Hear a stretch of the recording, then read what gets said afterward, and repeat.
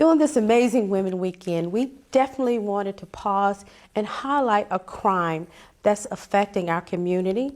And the best person that could help us do that is Dr. Conti Terrell. She is a member of the Church Without Walls, but beyond that, she is one of the nation's most sought after domestic violence recovery experts.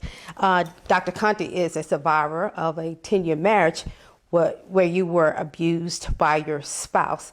So Conti, she's also the founder of Fresh Spirit Incorporated. It's a 501c3 organization that helps families and women and youth that are in different crisis situations. We're just going to jump right in. We're just going to jump right, because I want to make sure we use every moment to give information to women or men, but we are talking to women doing this recording. Look, what is domestic violence? Well, first of all, thank you for having me. Absolutely. You're my first lady, and I so adore you. But I thank you so much for making this a part of your virtual conference. It's very important. And so, to answer that question, what is domestic violence? Domestic violence is a pattern of behavior where one partner uses and maintains power and control over the other partner.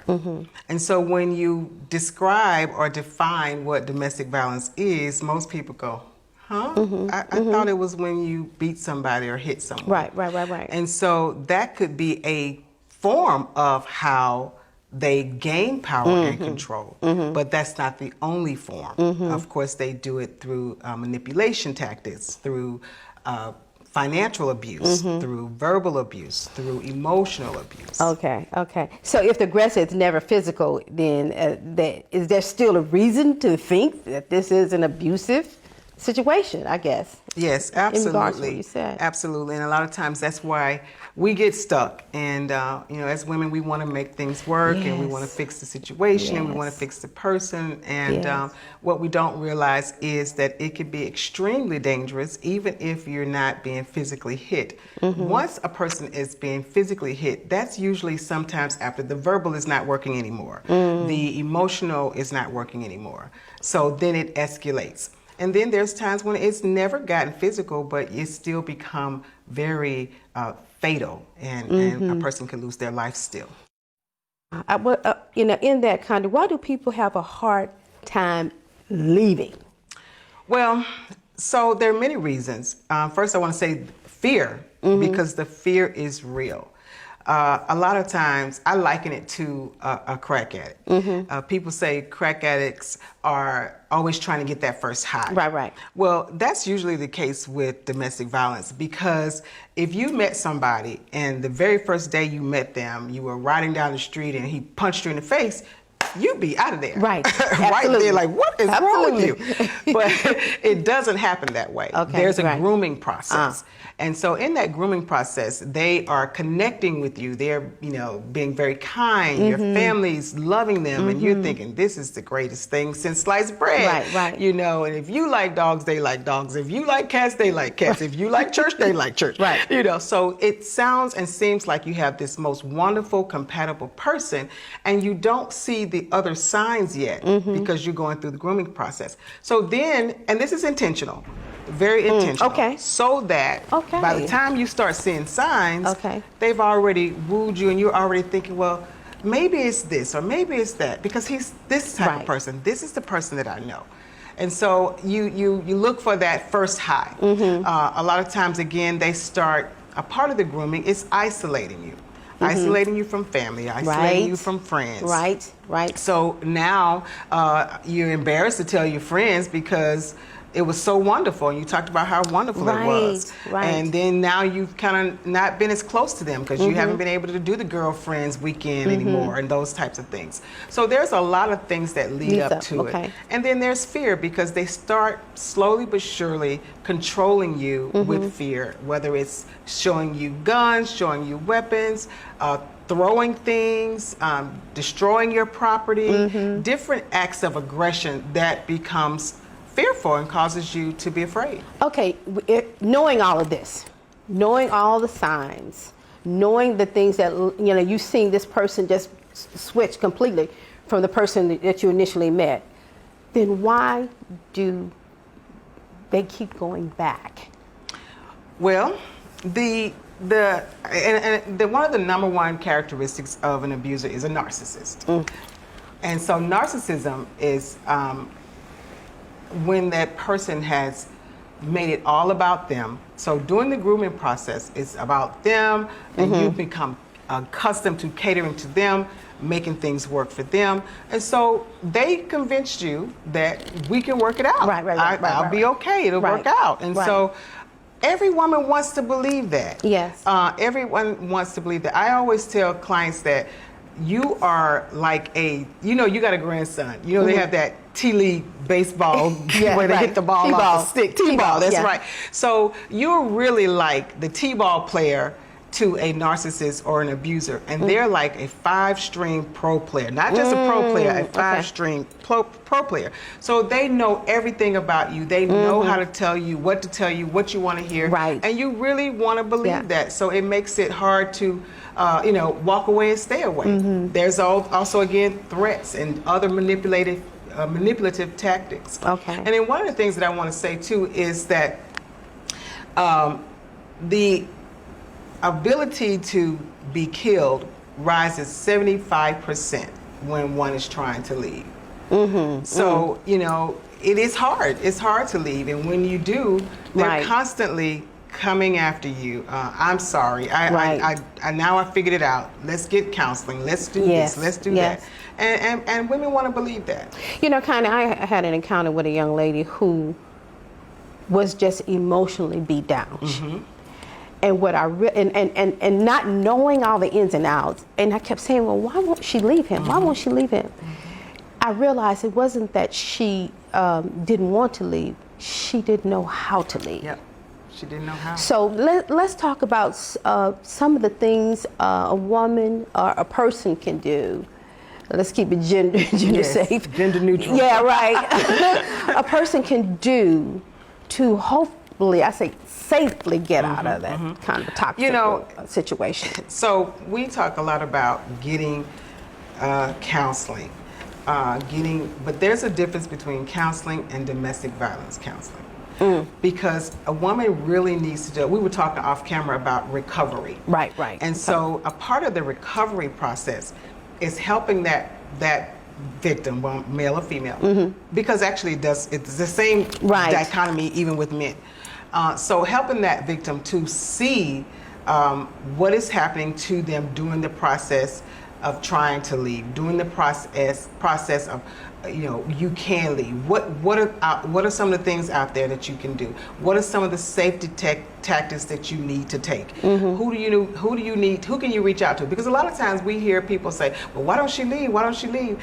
I always ask my clients to say, can I come to your house? Right. Because usually then it's like, right. So it's something different. So we want to know, why don't she leave? Why don't she leave? But a lot of times, where do they have to go? Everybody don't want to take them in. That's true. A lot of people have fear of going into shelters. Right. It's a whole bunch of fear that comes along with it. Okay. So getting the domestic violence helps them to understand there are other options, there are other resources. You may not have to go into a shelter. There are other different options that you can take. Let me also ask this content. What is it that a family person who is kind of suspicious of someone in their family that may be in one of those abusive relationships, but every time they ask, they get denied. No, we're good, we're good. What is it that you can say to family when they are suspicious or see signs? And what are some of the signs? Well, there's several signs. First answer to the question is be supportive. Be supportive.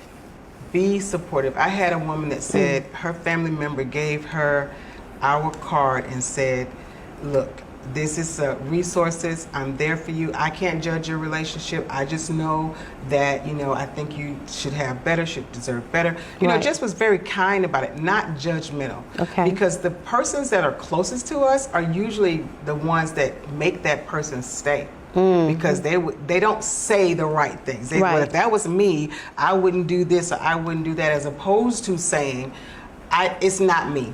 So right. I can't say. Okay. But I want you to know I'm there for you. And then here is some resources. And I saw something on the Amazing Women the other day. And I'm not sure if this will help you, but just wanted to share it with you. Okay. And so be patient, because you have to realize this person has been, it's almost like a trance, has been grooming them for a long time. Okay. You know, most couples who get married and they make that vow, until death do us part. You know, and a lot of times when there is abuse in the relationship, they stay because they are committed to that vow. And I don't believe God intended for anyone to stay in a relationship where they are being abused, mind, body, and spirit. The whole person is being abused. So in that, as a woman of faith, what would you say to a woman who's having that battle? Exactly what you just said. That was my story.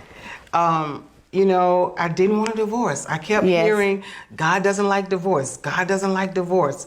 But God doesn't like you being, you know, mistreated and abused either. You're his child. Absolutely. And so, you know, I would say that, you know, remember that when you're on the airplane, they tell you to put the mask on you before you can help anybody else. Right. And a lot of times we work so hard to help that person, fix that person. Sometimes you have to step back and put the mask on you. What do I need to do for me? Because you could, you know, a marriage is a wonderful entity, an institution. But if it's not that marriage that you dreamed of, which we know marriages take work. But if it's something that's abusive and it's something that you're sick all the time, and if it doesn't honor God, if it doesn't honor God, mostly, yes. Well, you know, Conte, I want to move a little bit closer to a segment I saw on the news the other day.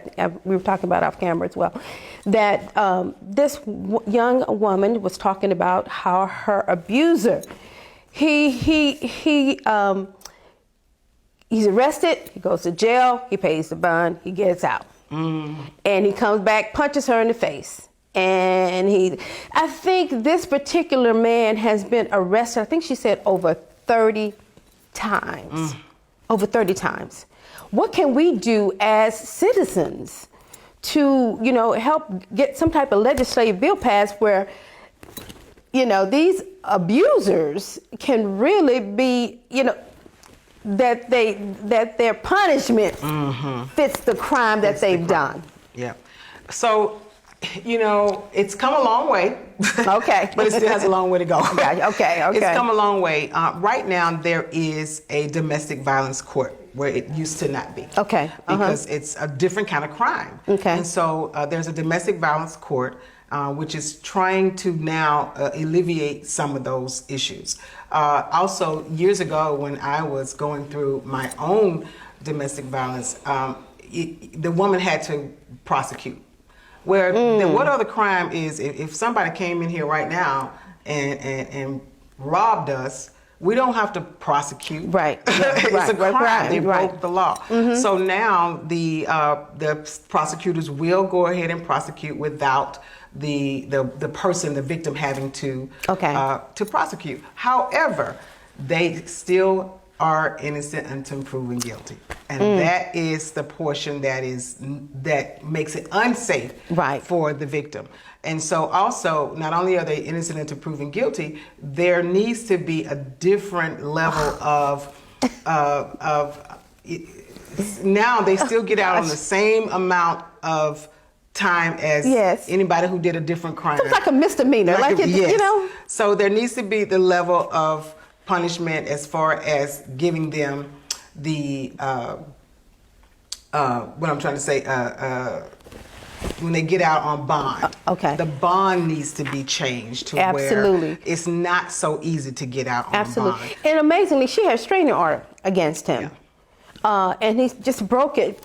It should be a crime for that, in addition to the abuse, and then some type of, I just thought when I saw that, I said, this just is some type of probation where he cannot, Yeah. But and then, I don't know, again, that's when the organizations come into play, because a lot of times you need a person who's a lawyer that is diverse and versed in domestic violence laws. Okay, I got you. Well, we have been in this COVID-19 pandemic going on 7 months now. We've been in this season, I tell you, and I shared with a girlfriend the other day. I said, you're in quarantine, and you're in quarantine with your significant other. I said, there's several ways you can come out of this. Either you're going to come out falling in love with each other again. Or you're going to really realize, I don't like this person. Who are you? Or there will be marriages or relationships that already had underlying challenges where the heat is turned up. And we have seen a rise in domestic violence during this COVID season. Yes. And unfortunately, it has hit the most victims that has come out of it are African American women. Talk about that a little bit. You are absolutely right. As we said, it touches all races and ethnicities, but statistics shows that right now in America, African American women are 3 times higher. The rate is 3 times higher to be killed by your significant other. And extremely popular for ages between 15 and 35. But it's the African American woman altogether, but between 15 and 35. And so one of the things that, again, this is so important because we don't talk about it. We don't bring it up. A lot of times it's generational. So you saw mom go through this. You saw grandmom go through this. So this is just normal and routine. And so we have to educate and let our loved ones, our siblings, our families, our neighbors, our church members know that this is not normal and routine. And so a lot of times, again, I have what I call the not so red flags because we're educated on the red flags. We see the billboards with the black eye and the busted lip. So if that's not happening to you, you don't have you feel like that. Well, that's not me. So the not so red flags are, again, the things that you're not allowed to go to school if you want to. You're not allowed to go to the family picnic without begging and saying, I want to be with my family. You're not allowed to make your own money. Or if you're allowed to make your own money, then they may take your own money. All of these things are signs of power and control. You're not allowed to even get the necessary feminine products sometimes that you need. So there are so many different things that happen in that power and control that we as women, African American women, need to start looking at and saying, I need to talk about this. This is not healthy. This is an issue that does lead to being killed. Absolutely. I watched this show, cable show. I will not say the name of it. But in that show, to give a clue, one of the dancers, she is in an abusive relationship. And what I've noticed is that when there has been an altercation between she and her partner, is that she comes in and it's almost like the marks are strategically placed where they can't be like a black eye. Absolutely. So she was able to put a little makeup over it and hide it. So to me, as one that is an abuser, it's not always acted out in rage. It's almost strategic to me. Well, that's a powerful point. It is strategic. It is intentional. It's not rage. So a lot of people think that abusers have an anger issue. Right. It's not an anger management problem. Again, it is strategic and it is intentional. And so they know where to, again, you're the little T-League player, they're the pro player. Right. So they've already thought 5 or 10 steps ahead of you. We had a client that he literally beat her, drugged her, and then videotaped her and said, this is what happens when you get drunk. look at you on the floor, bust your head open, and kept this video so that when we got ready to take him to court for abusing her, this was brought into court to minimize her credibility. So did he do this, or is she getting drunk and falling? So, but who would think to do this way ahead of time, except somebody that's doing this intentionally? Whew. Okay. Give me a minute on that one. Okay.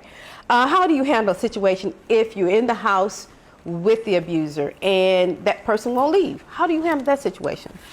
Well, if it's your place and it's your home, or which a lot of times it is, right? One of the biggest signs is they want to move really fast. And within 3 months, they want to move in. Within 3 months, they want to get married. Within 3 months, you should be having their baby. All of this, again, is strategic because that puts a little bit bigger wedge between you and leaving. It's okay, well, now we moved in, I got to get him out, right. Or now I'm pregnant, I'm having his baby, or now we're married. So that's a huge sign, moving really fast. Okay. A lot of times it is your place. There is a such thing as a kick-out order. There is a such thing as a kick-out order. So you can go to court, well, of course, use a domestic violence agency to help you, or Harris County. The attorney's office, district attorney's office, and that might have been, I just thought about what you were talking about earlier, what the lady said. The Harris County District Attorney's Office will help with those things, help get you protective orders, help get you kick-out orders. We have a MOU, which is a Memorandum of Understanding, where we work with them and hand off a soft, warm handoff that our clients can go and get their protective orders through them, as well as kick-out orders or what have you. And a lot of times, you may have to leave. When it comes to your life, absolutely, the material things you'll get back. You may have to leave. And we also have, through crime victims compensation, if it's domestic violence, now this is, again, as I said, the laws are getting better. They're not all the way there. But if it's domestic violence and proven domestic violence, the apartment complexes are not allowed or supposed to, or able to put it on your record and your lease history as a broken lease, and still are supposed to let you out of your lease and not put it on your record, because a lot of times women do have to up and leave if that's the best thing for you. Yeah, I that was my next question about the crime victim compensation. So if that be the case, how do they get connected or contact to find out about this? So crime victims compensation is offered to anybody who has had a crime against them. So it doesn't have to be domestic violence. And so it is a federal or state a state benefit. And I can tell you, the paperwork is like a Bible.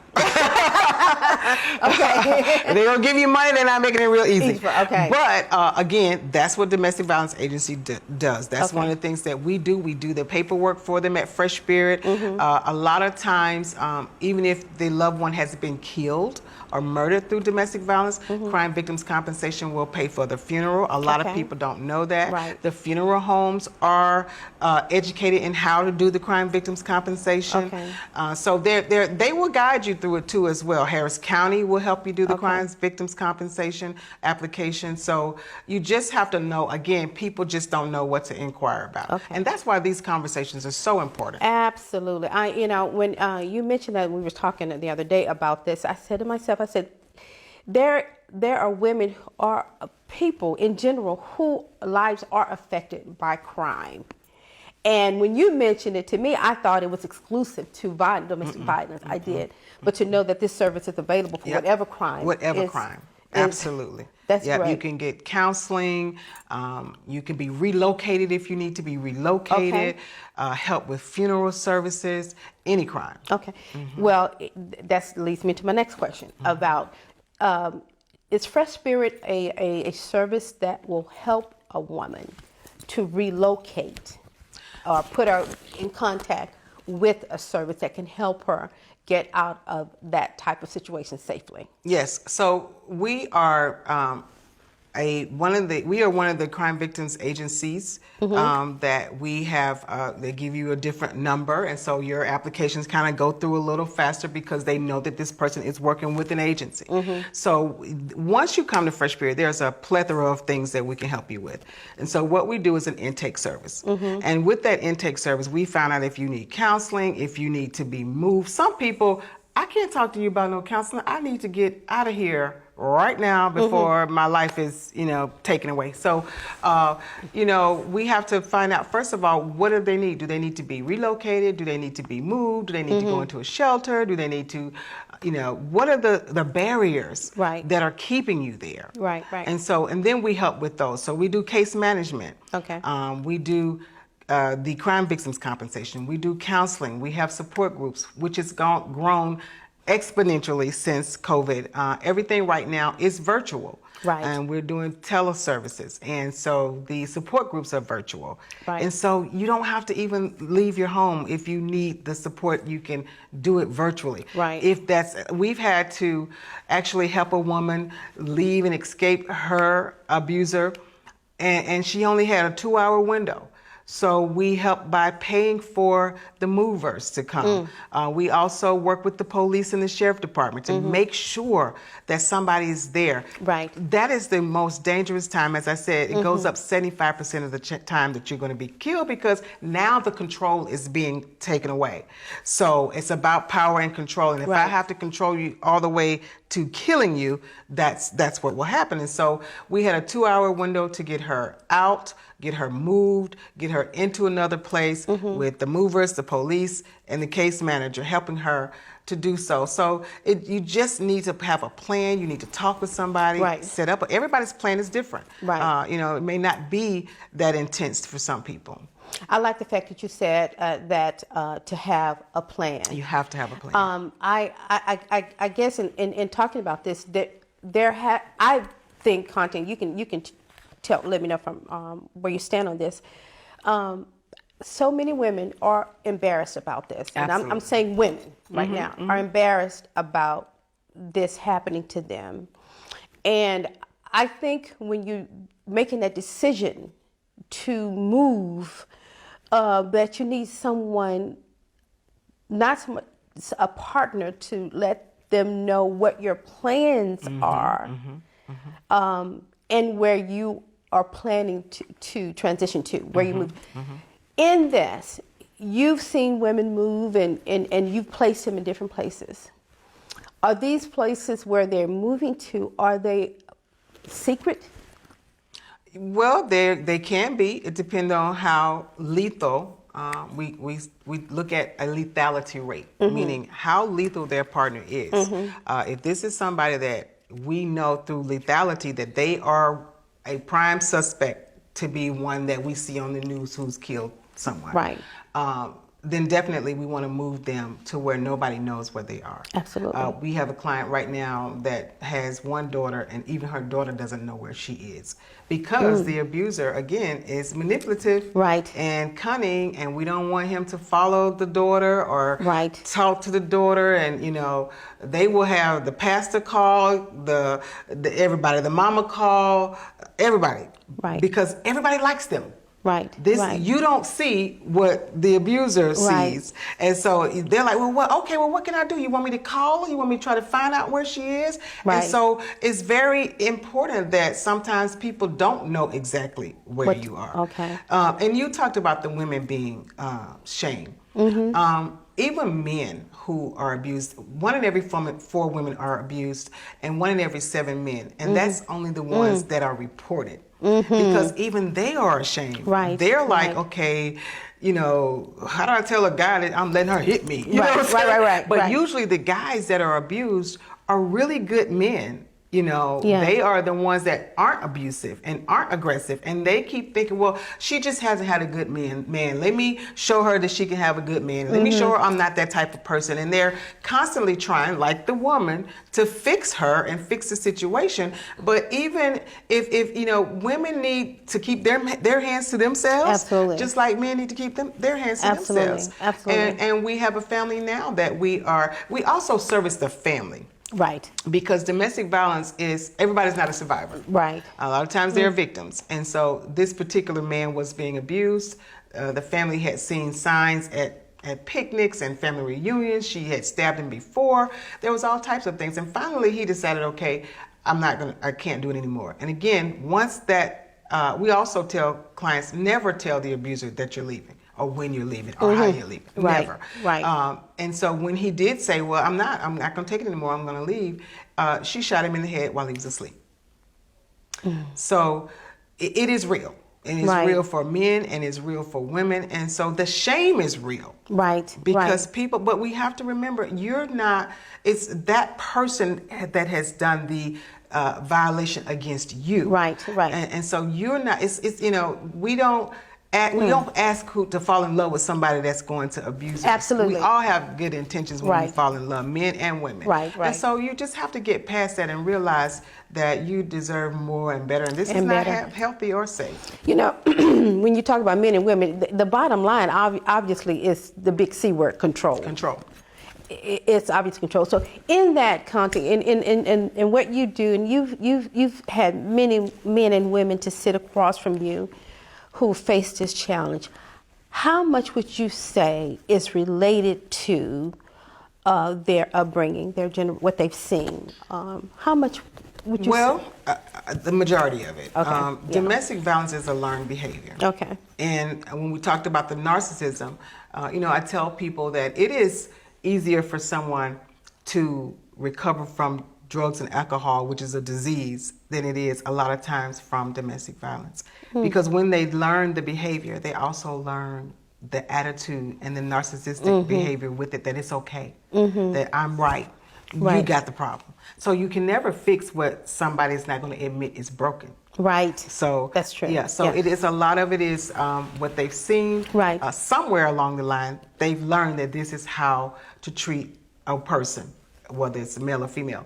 And that's one of the things that I say to women as well, because we think that, well, we want our children to have a father. But what you also do is you teach your daughters that this is the behavior. Remember, I said a lot of times women say, well, this is what I saw my mom go through. Right. So if you teach your daughters that this is normal, and you teach your sons that this is okay. Right. And this is how it's supposed to be.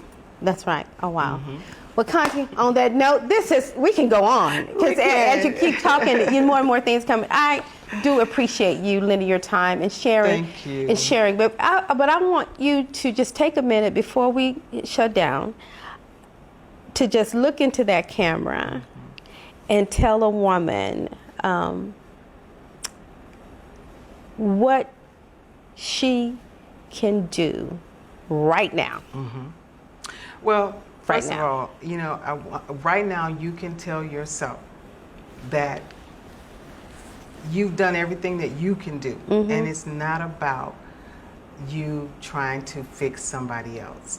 It's about being pro-self. And a lot of times we think we're being selfish. Right. But it's not selfish. It's time to be pro-self. Do it for you, do it for your children, do it for your future, because your future is not guaranteed when you're with someone who is controlling you through abuse, whether it's financial abuse, whether it's emotional abuse, whether it's verbal abuse, whether it's physical abuse. And so please, you can call 713-588-4418. That's our Fresh Spirit office, 713-588-4418. Also, we have, since COVID, a line that is almost answered around the clock, and that is 713-300-2473, and that's 713-300-2473, and someone will get with you right away. And then this is going to be seen all over the world, all over the country, because now everything is virtual. Right. And so there's a 1-800 number, 1-800-799-SAFE. 1-800-799-SAFE. Get the help. It is something that you can get through, you can get away, you can get the help, but you definitely need professionals to help you with a safety plan. Perfect. Woman of God, you deserve to live. That's right. You deserve to live. Thank you, Dr. Conti. This has been great. Thank you.